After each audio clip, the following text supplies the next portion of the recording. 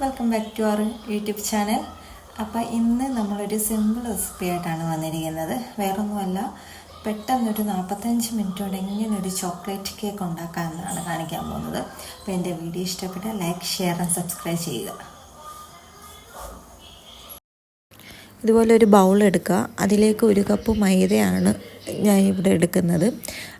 1 cup മൈദയും അതുപോലെ തന്നെ ഈ സ്പൂണിന് 2 ടീസ്പൂൺ കൊക്കോ പൗഡറും 1/2 ടീസ്പൂൺ ബേക്കിംഗ് പൗഡറും പിന്നെ ഒരു പിഞ്ച് ഉപ്പും കൂടി ചേർത്ത് നല്ലപോലെ മിക്സ് ചെയ്ത് വെക്കുക. ഇത് എന്നിട്ട് ഈ മിക്സ് 2 വട്ടമെങ്കിലും മിനിമം അതായത് അരിച്ചെടുക്കുക. അതിനുശേഷം 1 കപ്പ് പഞ്ചസാര ഇട്ട് നല്ലപോലെ പൊടിച്ചെടുക്കുക. ഞാനൊരു പാത്രത്തിൽ 3 മുട്ടയാണ് ഇവിടെ എടുക്കുന്നത്. ഈ മുട്ട നല്ലപോലെ ബീറ്റ് ചെയ്തെടുക്കുക. നല്ലപോലെ പതഞ്ഞ് വരണം. അപ്പം ഒരു സൈഡിലോട്ട് മാത്രമേ നമ്മൾ ബീറ്റ് ചെയ്യാവുള്ളൂ. അതിനുശേഷം ആ പൊടിച്ച് വെച്ചിരിക്കുന്ന പഞ്ചസാര കുറേശ്ശെ നമ്മൾ ഇട്ട് കൊടുക്കുക. അതായത് കട്ടയില്ലാതെ നമ്മൾ ബീറ്റ് ചെയ്തെടുക്കണം.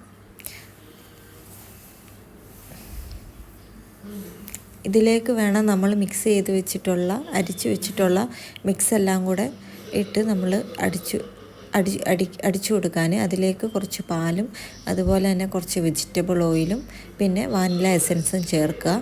പിന്നെ അതൊന്നുകൂടെ ബീറ്റ് ചെയ്ത ശേഷം കുറച്ച് വിനെഗറിയും അതുപോലെ തന്നെ ബേക്കിംഗ് സോഡയും ഇട്ട് നല്ലപോലെ ഒന്ന് ബീറ്റ് ചെയ്തെടുക്കുക.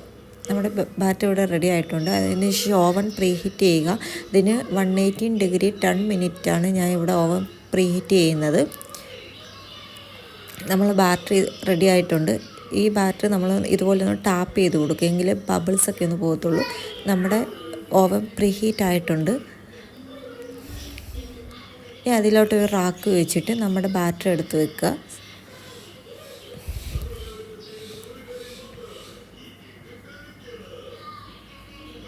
ഞാൻ ഇവിടെ 35 മിനിറ്റാണ് സെറ്റ് ചെയ്യുന്നത്. 35 മിനിറ്റ് മതി നമ്മുടെ ഈ കേക്ക് കുക്കായി വരാൻ വേണ്ടി.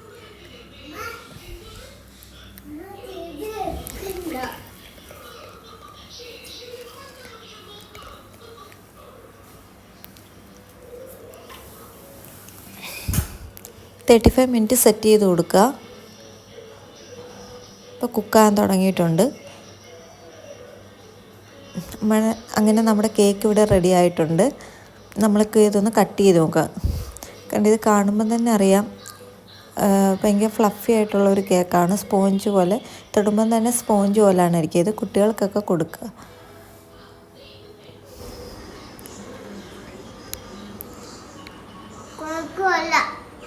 അപ്പോൾ വീഡിയോ ഇഷ്ടപ്പെട്ട ലൈക്ക്, ഷെയർ ആൻഡ് സബ്സ്ക്രൈബ് ചെയ്യുക. Thank you.